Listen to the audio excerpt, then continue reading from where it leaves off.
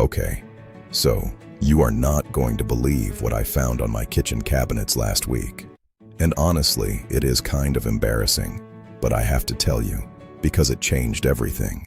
I was standing in my kitchen around 3 in the afternoon, and the sunlight came through the window at this weird angle, and I saw it. This thick, yellowish, sticky film covering literally every single cabinet door. I reached out and touched it, and my finger actually stuck to the surface, and I just stood there like, how long has this been here? And look, I know I am not alone in this because a 2024 survey from the American Cleaning Institute found that 68% of Americans say kitchen grease buildup is one of their top 3 most frustrating cleaning problems. So if you are looking at your cabinets right now feeling called out, just know we are all in this together. But here's where it gets interesting. I tried everything before I figured this out. Dish soap and a sponge just smeared the grease around and made it worse. Those fancy commercial degreasers made my eyes water and still did not work. I even tried just covering the worst spots with decorative towels and pretending the problem did not exist. Sound familiar? Well, what I am about to show you took me 10 minutes per cabinet door. No scrubbing, no expensive products, no getting on my hands and knees. And you probably have everything you need sitting in your kitchen right now. But first, you need to understand what you are actually fighting here, because this is the secret most people miss. Every single time you cook anything, tiny grease particles float into the air. A 2023 study from the University of Colorado Boulder proved that even boiling pasta releases organic aerosols that linger for hours. These invisible particles land on your cabinets. Then dust sticks to them. Then more grease lands on the dust. This cycle repeats for months until you get that thick varnish-like coating. Here is the game changer though. You do not fight grease with elbow grease, you fight it with chemistry.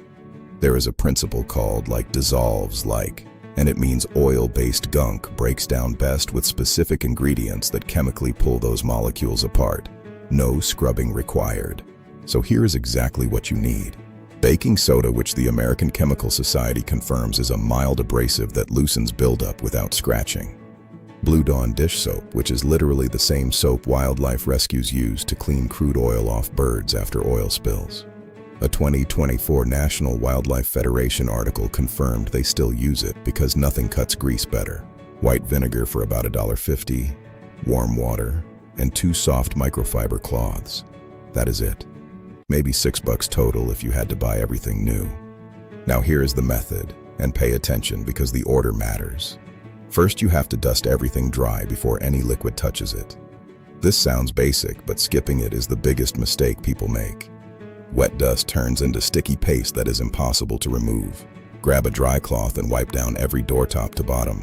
Takes 3 minutes. Next, make what I call the dissolving paste. 3 tablespoons baking soda plus 1 teaspoon Dawn mixed into a thick toothpaste consistency. The science here is actually fascinating.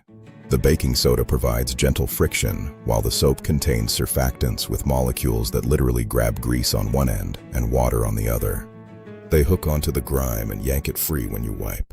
Put a quarter-sized amount on your cloth and use slow, gentle circles on the cabinet. Do not scrub hard. The chemistry needs about 30 seconds of contact time to work. As you go, you will feel the surface change from sticky to smooth, and your cloth will turn this disgusting brownish yellow color. That is years of buildup coming off with almost no effort. Now here is the step everyone skips that makes the difference between good and incredible results. Mix 1 cup warm water with 2 tablespoons white vinegar. Wipe the whole surface again with this. The acetic acid neutralizes remaining grease and removes any baking soda residue that would otherwise dry chalky. This is when people tell me their cabinets suddenly look 10 years younger. Final step is a quick dry buff with a clean cloth. 15 seconds per door. Run your finger across it after. Smooth, clean, zero stickiness. It honestly looks brand new.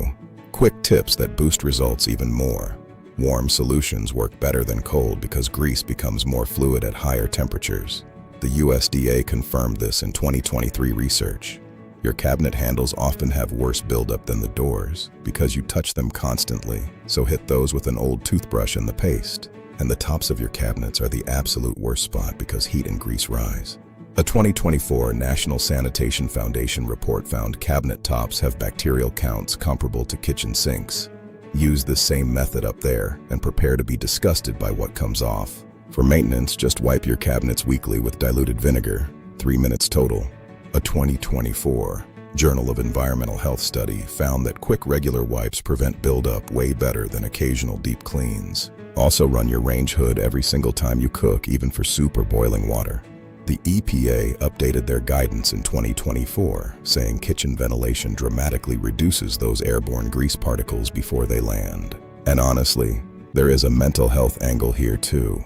Research from Indiana University in 2024 found people with cleaner kitchens had lower stress levels and made healthier food choices. When your kitchen feels grimy, everything feels heavier.